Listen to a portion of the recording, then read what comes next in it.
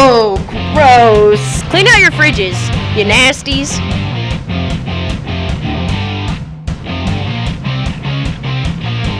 Hi guys, it's Claudia Moreno. It's National Clean Out Your Fridge Day, so we're going to go around the residence halls and see what's lurking in students' fridges.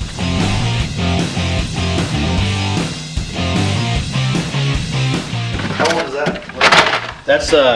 That's old actually. Probably shouldn't have that in there. It's been a bad day.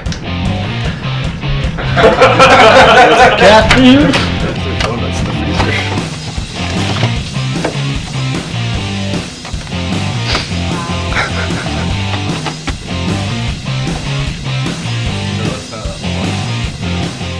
An old Marie calendar we haven't used yet. Pretty bad.